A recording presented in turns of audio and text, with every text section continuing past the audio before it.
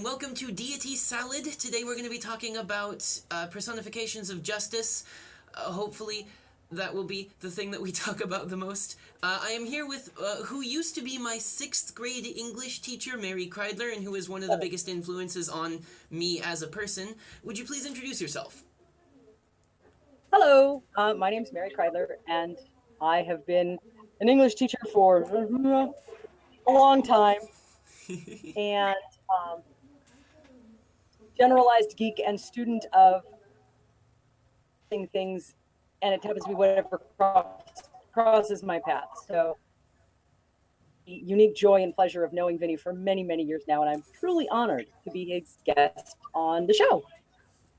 Yeah, I messaged her the other day and I was like, "You're the best person that I know to talk about this kind of thing. Will you come onto my show?" And she was like, "Yeah, sure." So, now we've got a guest. Fantastic, isn't it? So today we are talking about like I mentioned a moment ago, the personifications of justice, both in mythology, in literature, and in popular media. And I kind of want to go like all the way back to the very beginnings of it before we go back into the future bits, right? So Fair enough. Right. So the first like real established bits of it that I could find that were significant enough in literature and mythology were of course from Greek myth. You had Deity. I don't remember how her name is pronounced because I don't speak any Greek. But she was supposed to be the goddess of justice and moral order per like human standards, who was basically the here is the way that human law works, and I will be the goddess of this thing. And then you had her mother, Themis, that one. Themis, fantastic, who was the Titaness turned Oracle of Delphi turned goddess of justice as a divine aspect. And those two seem to be some of the oldest instances that I could find, like, going back in history, which is super cool. I found out that Deity, I swear it's Deity, is actually portrayed in the Yes, that's the one. Nike. Okay, If the pronunciation matches Nike, which is Nike, then I would go Deity. Okay, well, we'll go with Deity then. Fantastic. But Deity is actually portrayed in one of the constellations, in the constellation Libra, which is super cool, because I totally forgot that that's what the constellations were. Like, I forgot that in Orion there are stars which represented gods and things like that. So it was kind of neat to come across that. Let's talk about Themis, though, because Themis is one of the biggest ones that we get in literature and that kind of thing. Well, and also in just myth in general. When we think of the Lady Justice, it's always that, you know, the lady with, like, the scales and the blindfold and the sword and that kind of thing. And right. Themis and her Roman counterpart, Justitia, seem to be the, like, main piece of reference for that mythology. But do we see really any other, like, absolutely, if you look at this character, even if you don't know who the character is, you know that it is a personification of justice? Do we have any of those other, like, sort of examples? Well, in many ways, it kind of depends on how you're defining justice. Mm-hmm. Because if you look at our, you're right, from our Western American perspective, mm-hmm.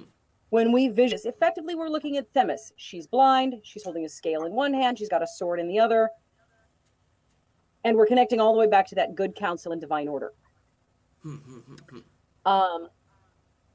But when we start kind of justice, what does that really mean? What is it?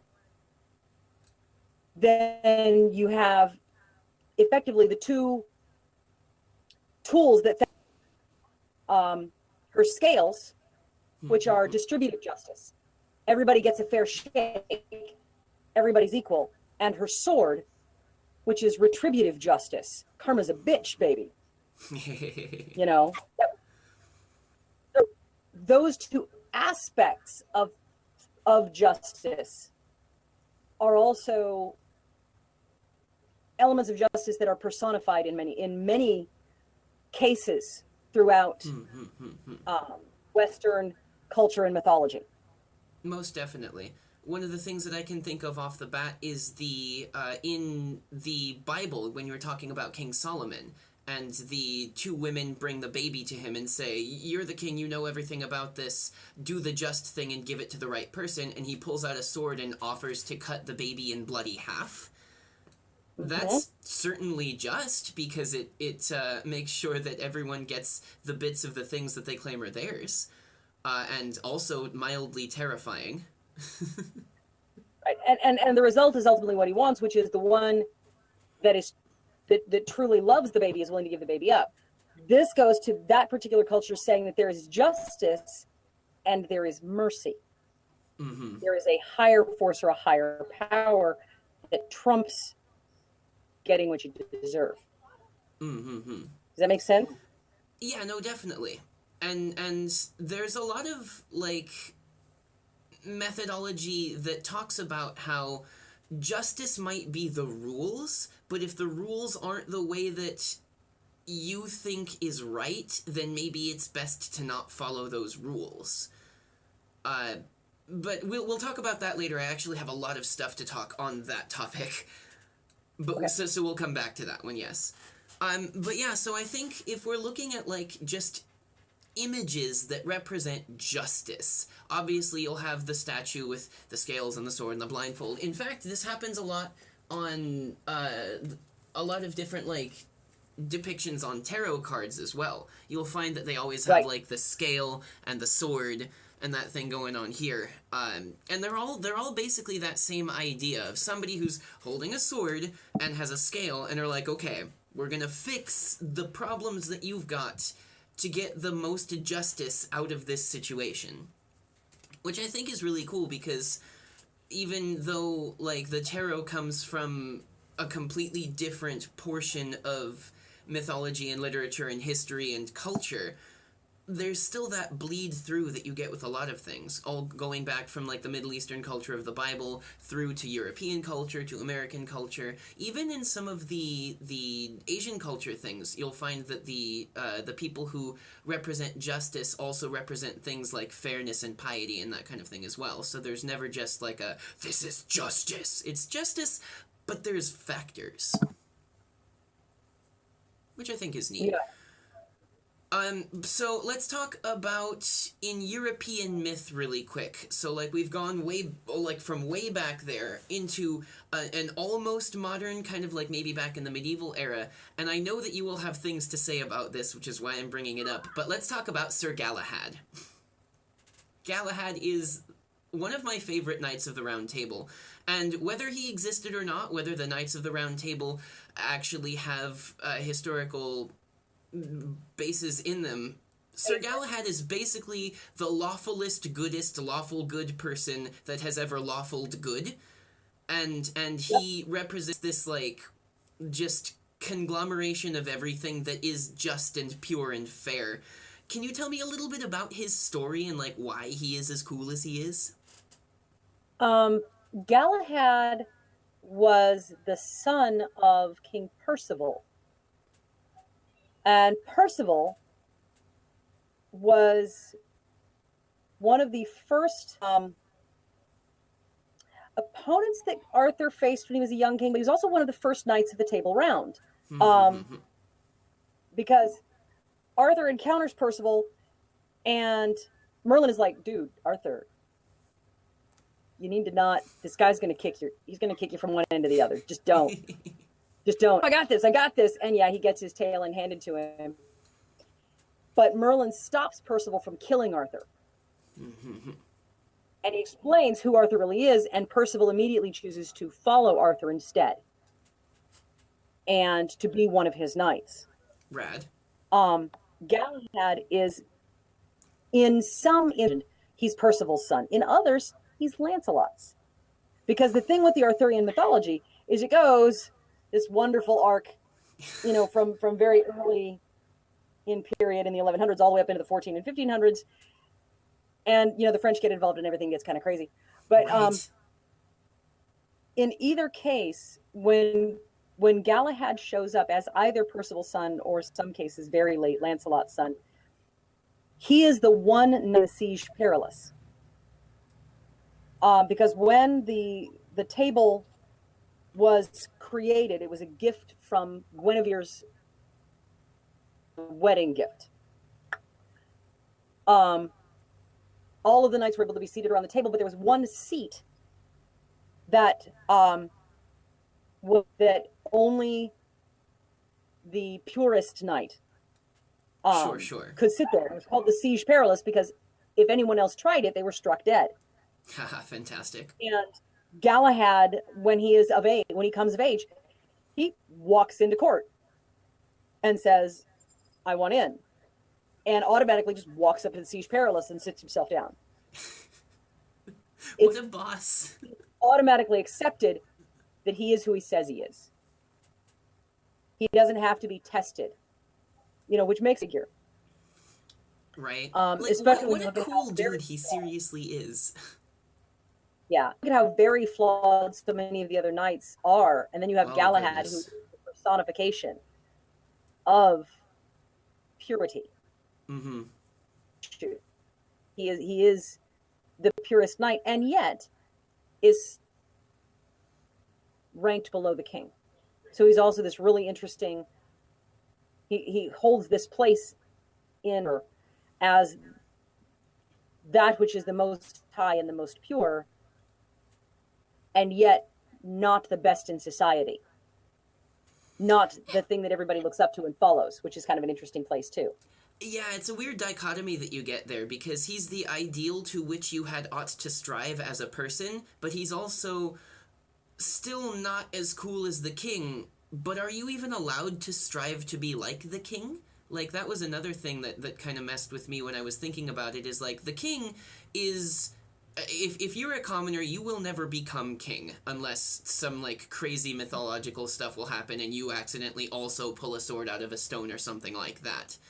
But, so as a commoner, what you should ascribe to be is the most virtuous, the most just, and the most pious to the king, which is what Galahad is.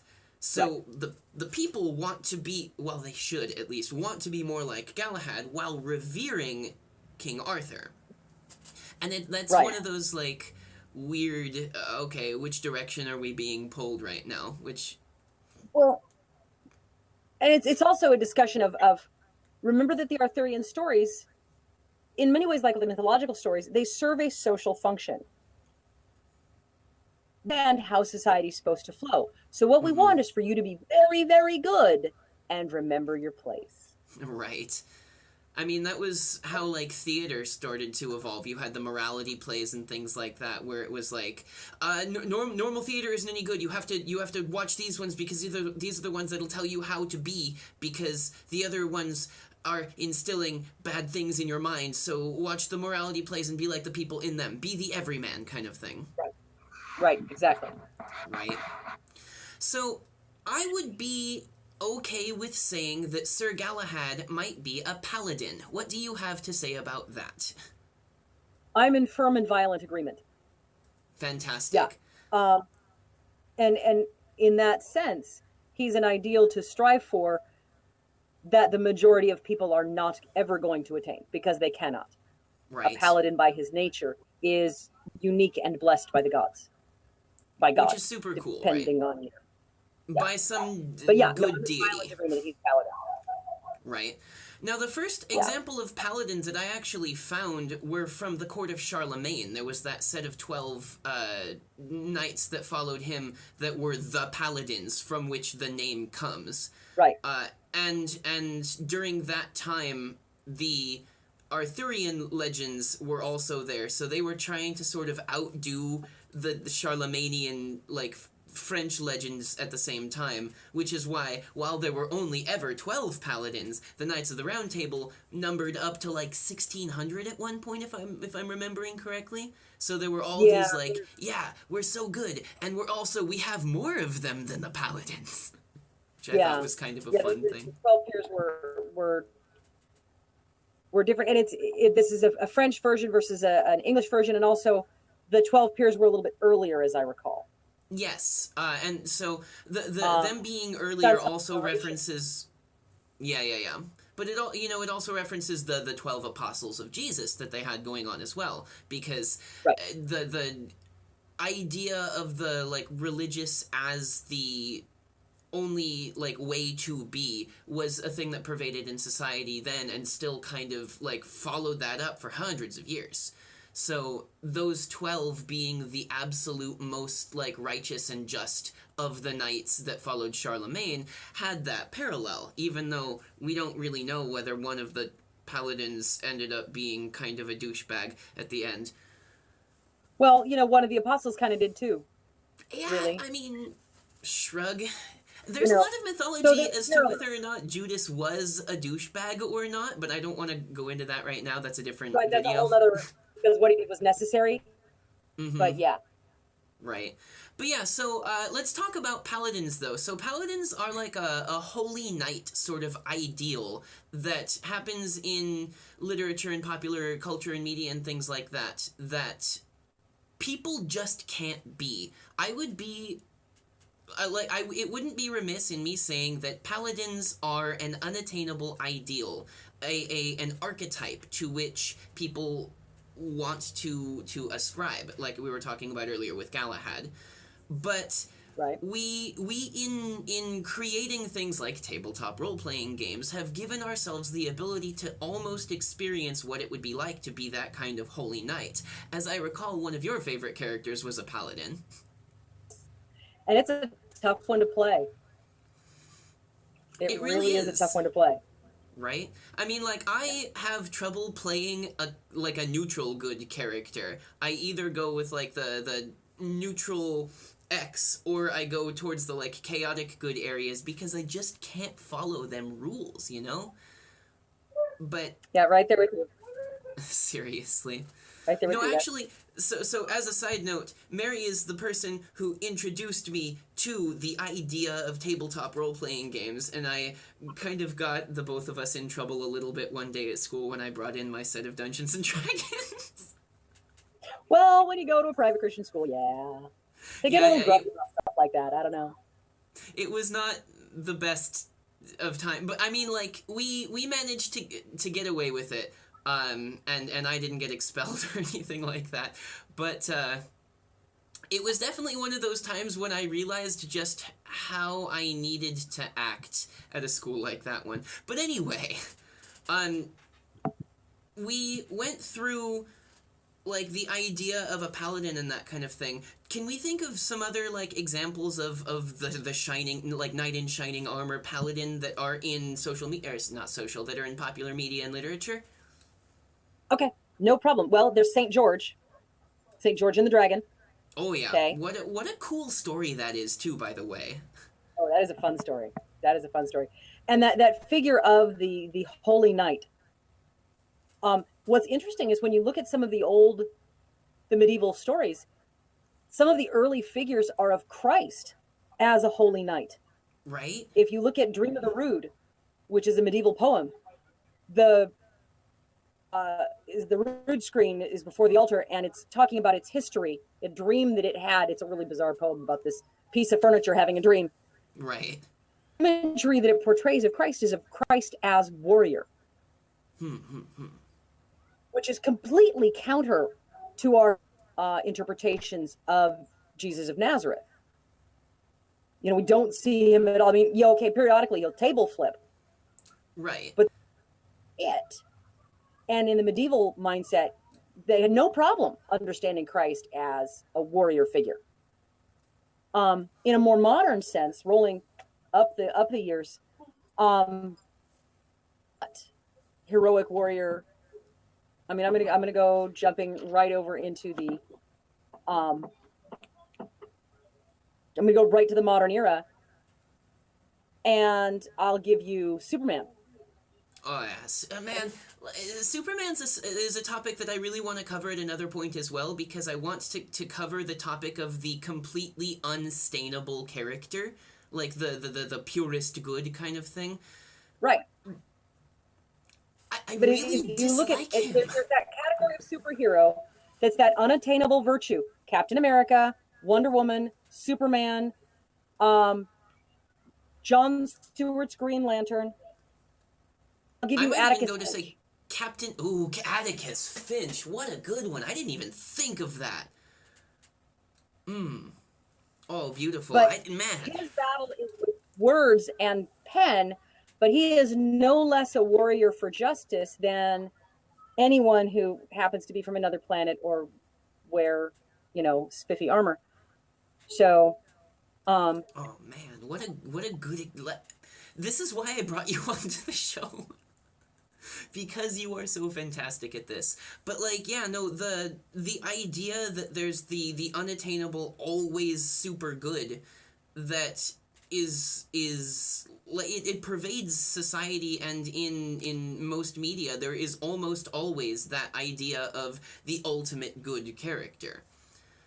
In fact, actually, this will go right into our next topic. In Zoroastrianism, there is the duality of the absolute good and the absolute evil. These sort of Right. like twins that are the like one step down from being the absolute ultimate deific figure in this ideology. Zoroastrianism is apparently one of the oldest like religious ideologies that exists, yes.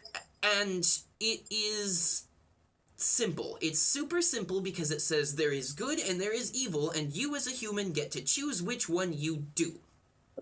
And they were talking about, where are my notes on this one? I had just tons of notes on it, and it was so good. European, dedicated, Deacon. There we go. So the twins Ahura Mazda, which is the good guy, and Angra Mainyu, which is the bad guy. They're the exact twins, and they presided over good and evil. But it is said by the one that comes up above them that that Mainyu chose to be evil, as opposed to just being born evil from the offset. Where Mazda, who is not the car model, by the way, chose to be good at the beginning. And that's where we have the actually, this is where I think we're going to start getting the idea of the modern day like evil twin archetype, the diametrically opposed bad version of the good thing. Right. And this actually will go back to, remember when we were talking about Deity a minute ago. She actually had an evil twin, apparently, called Adaikia, who was the embodiment and like representation of injustice as opposed to justice. There is there's a chest that belonged to some king or another whose name I don't remember, that is preserved at Olympus that depicts Deity rather succinctly beating the crap out of her evil sister. And it's just like, yeah, goodness and justice always prevail. So even back then, that idea that goodness always prevails because of the virtue of it being good and just was a huge thing. But it brought in that idea of there being the diametrically opposed like balance thing that you get in Eastern lore as well. When you have where there is darkness there must be light, where there is happiness there must also be sadness, etc., etc. Mm-hmm.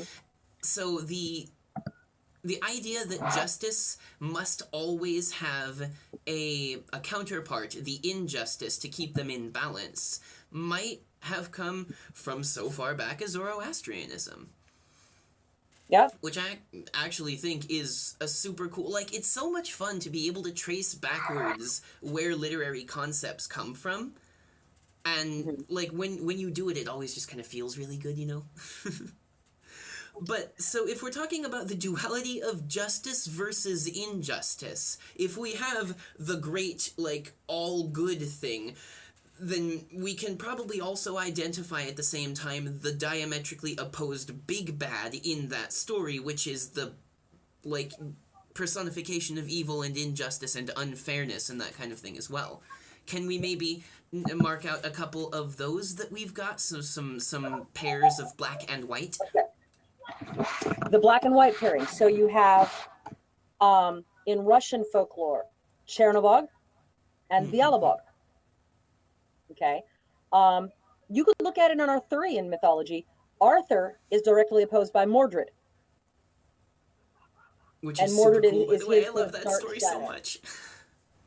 Obviously, one of the ones that's going to come up right off of the bat in popular media is going to be Batman and the Joker, but that's more like order versus chaos than it is good versus evil. It's not. Yeah, you'd be closer going with like, um, good versus evil, like Thor and Loki, but Loki's not truly evil. Yeah, Loki is more of what the modern evil twin is, where instead of being like wholly evil, he is simply diametrically opposed. So like somebody Right. who's got an evil twin. So if somebody here likes tea and has a cat, their evil twin might like coffee and have a dog or something Right. like that. It's And that's kind of how Thor and Loki work together. Yeah. Well, because we've lost, I think, in the modern age, a sense or definition of evil. More and more, you don't see the something as evil. And you hear over and over again people saying, there is no good, there is no evil, there's only power and how to use it. Right. Which I think is unfortunate because, I really feel like there is evil and we do need to define it. And we've given up or temporarily turned away from a means of doing so. Mm-hmm. Because in many ways, because I blame Milton. I'm just out front. Sorry.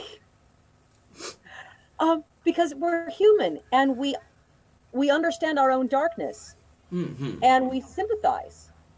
We don't want to be bad, but we understand why we are. Of course. And Milton, humanized the devil in Paradise Lost. He rather did, and then And wrote some pretty crappy sequel to it as well. Let's be honest, Paradise Regained wasn't really that good. Yeah, just skip it. It's not worth your time. Yeah, Paradise Lost much better. But we have this track of sort of humanizing our own evil. So, but back to your dark and light dichotomy, I did one that I was thinking about where it's not truly good and evil, dark and light, but it is the positive side of justice versus the dark side of justice. And bear with me. All right, I'm ready. Santa and Krampus. Okay, so Santa, justice. If you're good, Santa rewards you, right?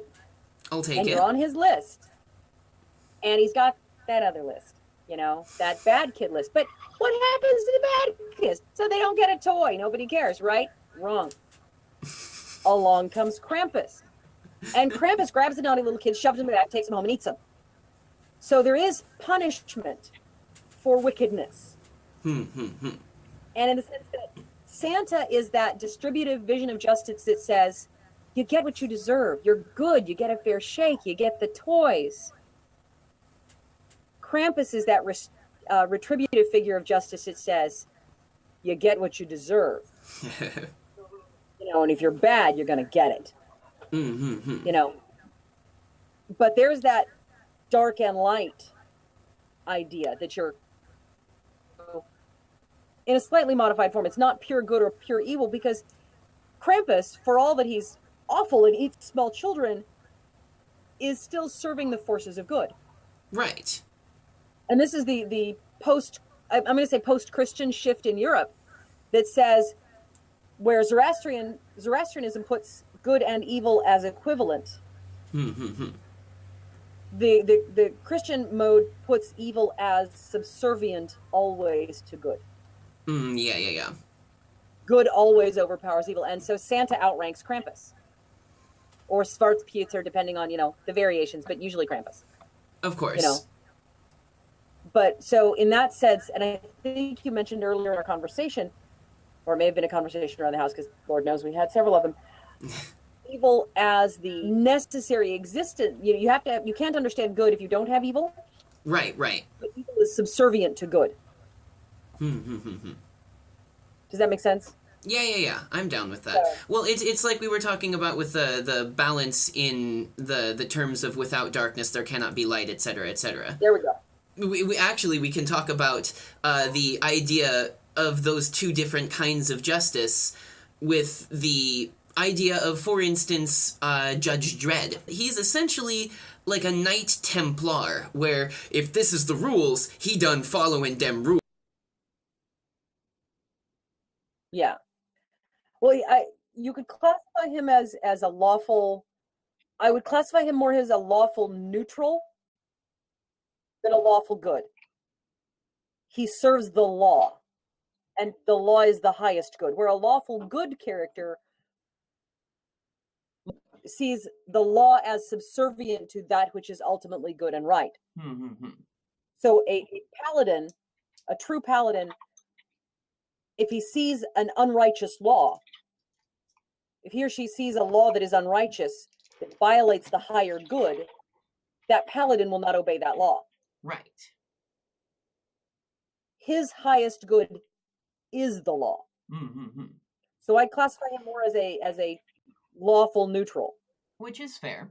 But then again, what is more like what is more of a personification of justice without other things involved than something that is completely truly lawful neutral? That's where I think we should start talking about this idea of the Knights Templar, who had the law and followed it to the T, regardless of what it meant with their like the repercussions of that thing.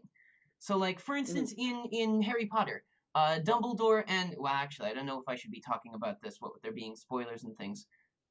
Some people. I've not seen the movie yet, but I've read enough of the background stuff that you're not spoiling anything for me, and anyone else can just fast forward for a couple of seconds. We'll be past it in a minute. Fair enough. Well, some people wanted to take over the Muggle world and like make them subservient to wizards in order to make it so that the wizards didn't have to hide anymore and that they weren't like being essentially oppressed by the Muggles without the Muggles knowing that they're doing anything about it.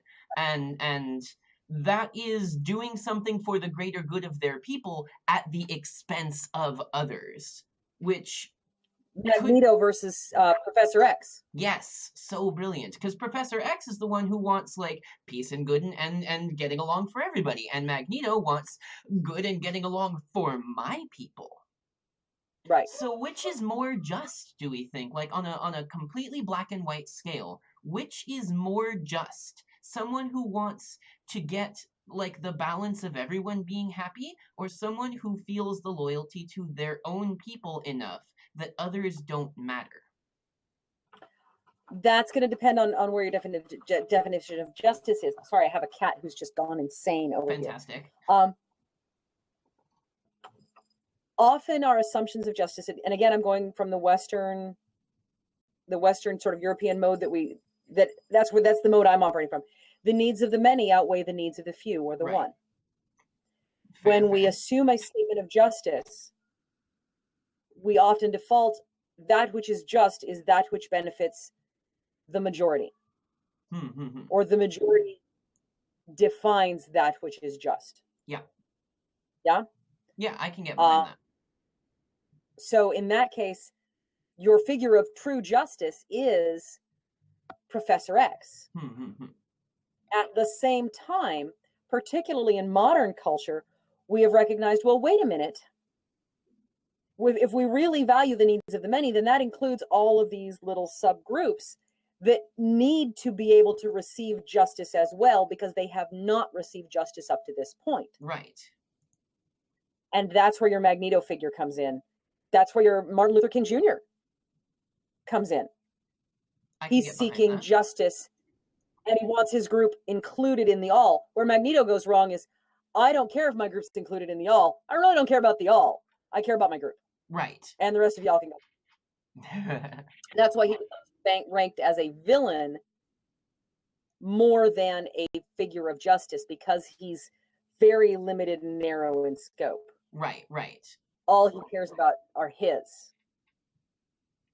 And it makes sense for that sort of character to be considered as a villain from our perspective right now, because we have, done that instilling into the minds of the people that the needs of the many outweigh the needs of the few. But for some cultures, it's always been the opposite. It's been our people. We are the smaller group, but we are the ones that are being oppressed. So it does not matter what we have to do in order to make our group have the like situation and the benefits that we want. The other groups don't matter. And Right. I think that is really where we get like you've read all of Dragonlance. Yeah. Okay, so then you know about the King Priest. Yes.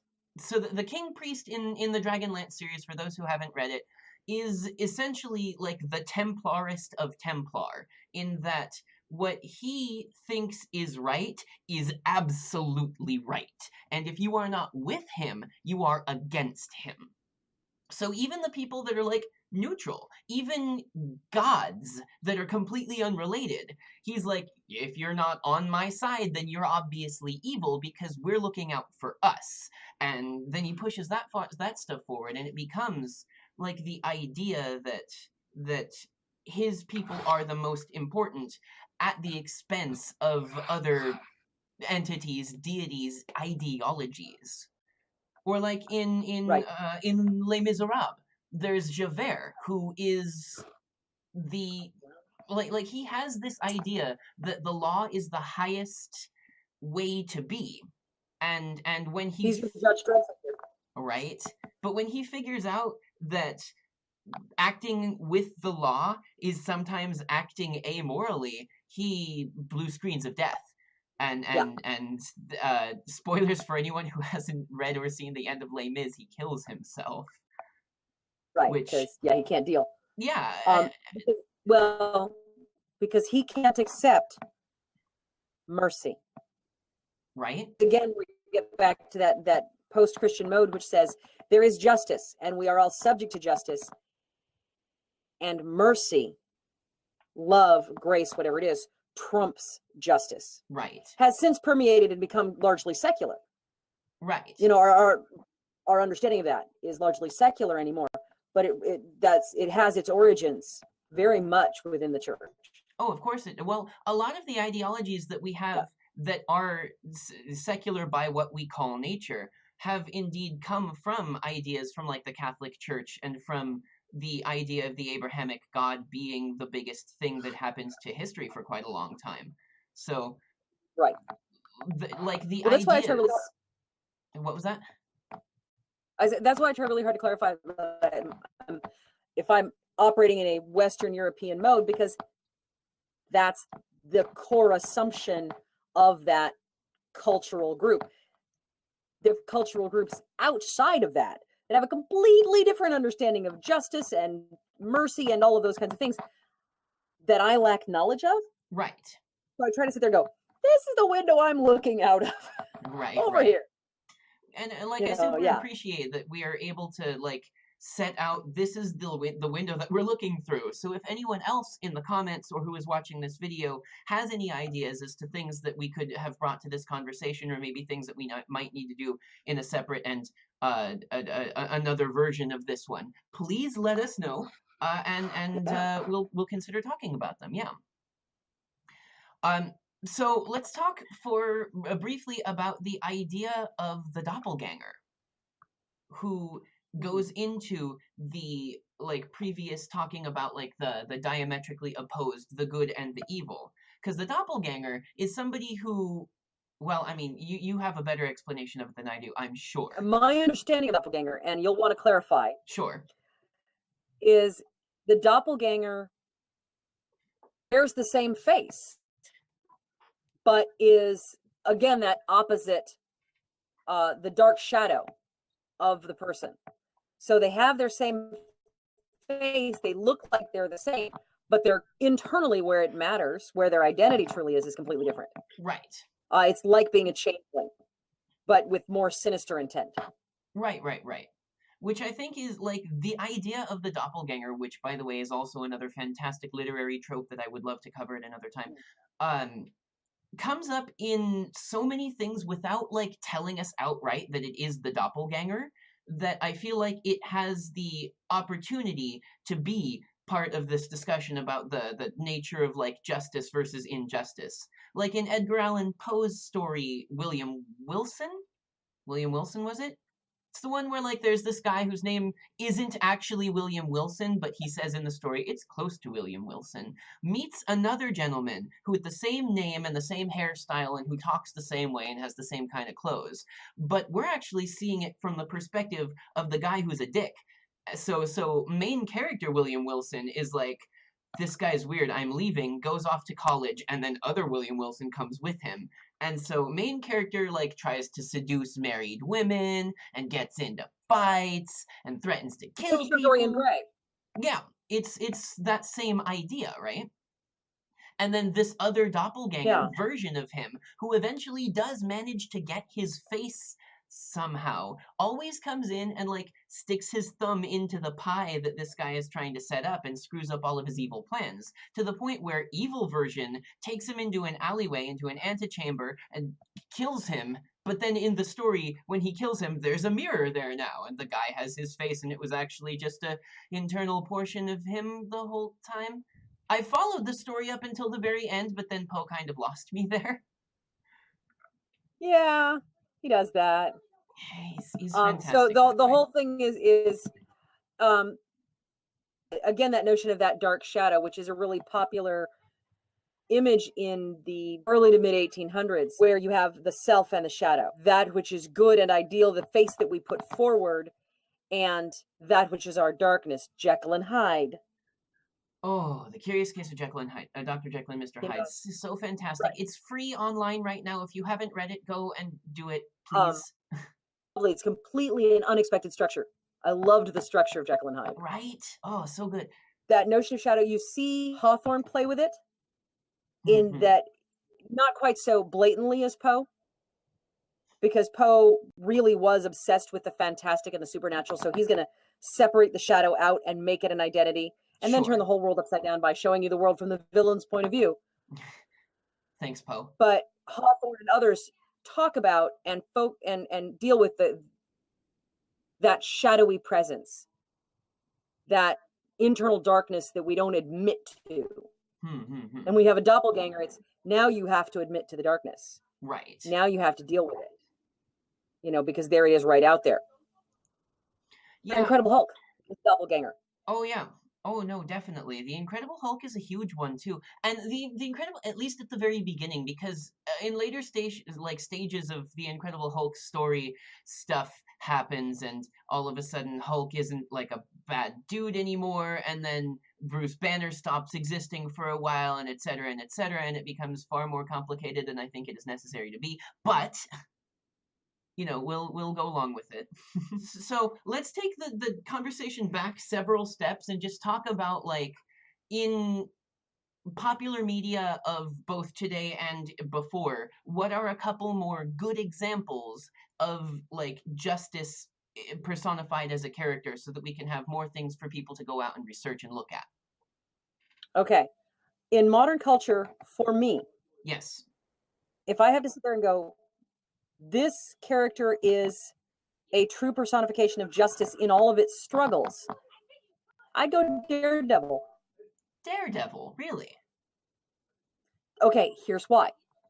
Remember, we've talked about how justice is twofold. It is both distributive and retributive. Right. Daredevil, in his mundane day-to-day face, is Matt Murdock. He's an attorney. Right. He seeks to use the law to make sure that everybody's got a fair shake. He works within Hell's Kitchen. He takes care of the poor, and making sure people can eat, and that they're not going to get oppressed by forces by criminals that seek to control them or hurt them. Okay.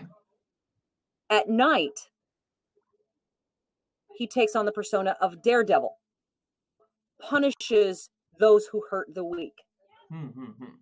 He hunts down criminals. He brings them back to the police station and hands them over to the cops. Okay. He doesn't kill.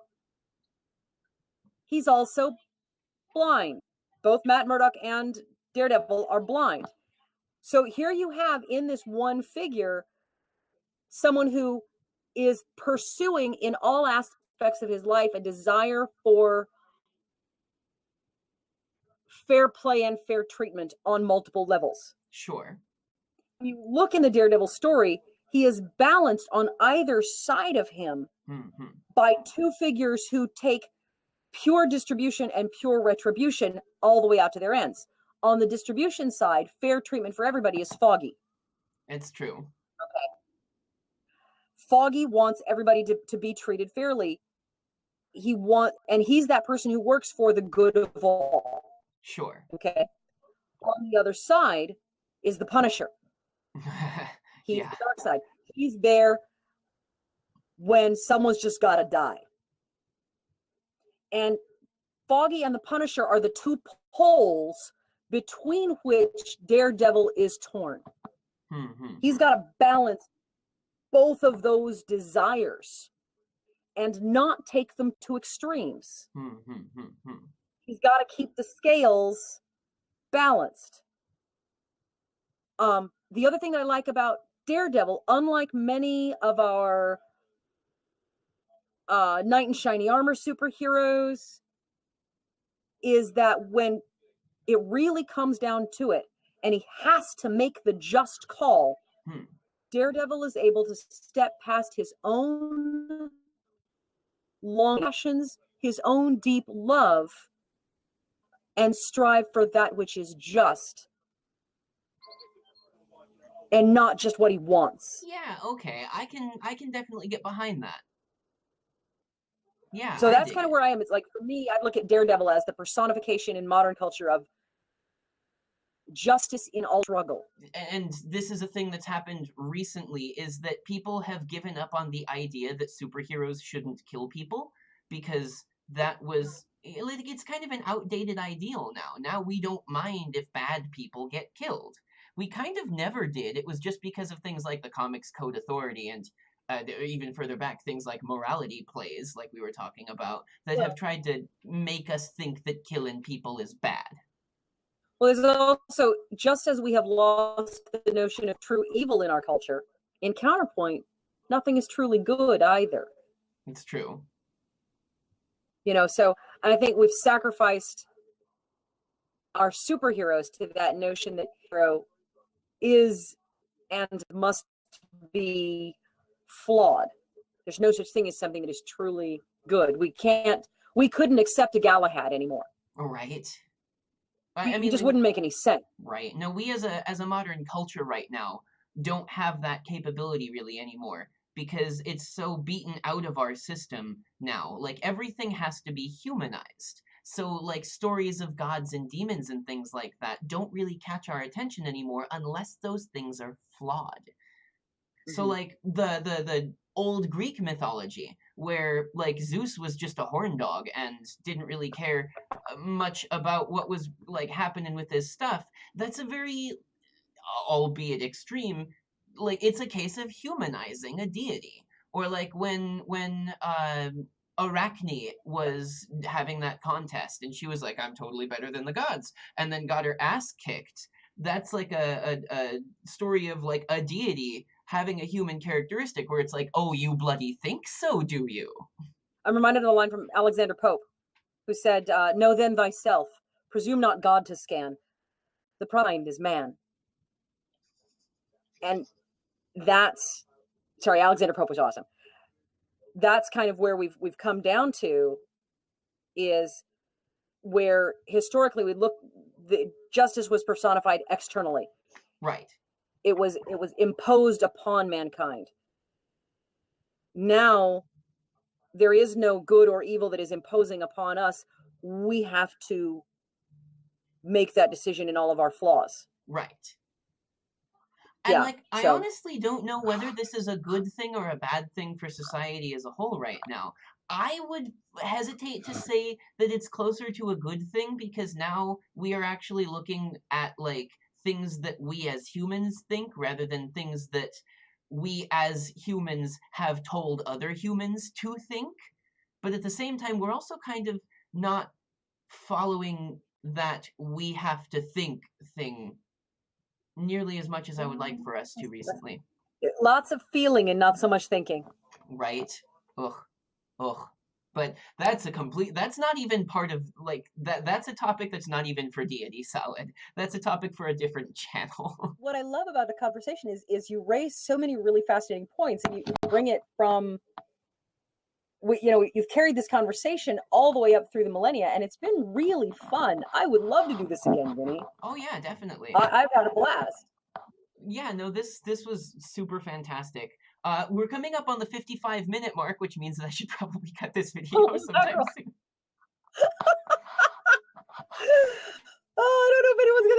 just talk for an hour. See, but the thing about it is, like, my audience is actually chill like that. Like, they will sit through and listen to this kind of discussion because it is a good discussion like that. Like, I've built a community around my channel who likes to be challenged in their beliefs and in their ideas and things like that, which is amazing, by the way. Thank you guys for watching my videos and being interested in the things that we talk about and that kind of stuff.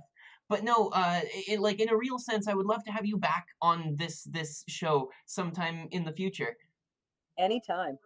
Oh, this was so much fun. Thank you so much for coming by, ladies and gentlemen. This was Mary Kridler, who was one of the like most important formative people in my young life, and without her, I wouldn't be the weird, mostly nerdy, almost badass, not close, just almost that I am approaching today. So, hats off to Mrs. Kridler. If you like this video, please remember to like, share, and subscribe if you haven't already done so. You can also follow my socials. That's the Facebook and Twitter down in the description box. And if you have not done so already, maybe you can take a look at that Patreon that I have down there and throw some support my way so I can keep making cool videos like this one and keep bringing in cool guests like Mary. Ladies and gentlemen, thank you very much for watching, and I will see you next time.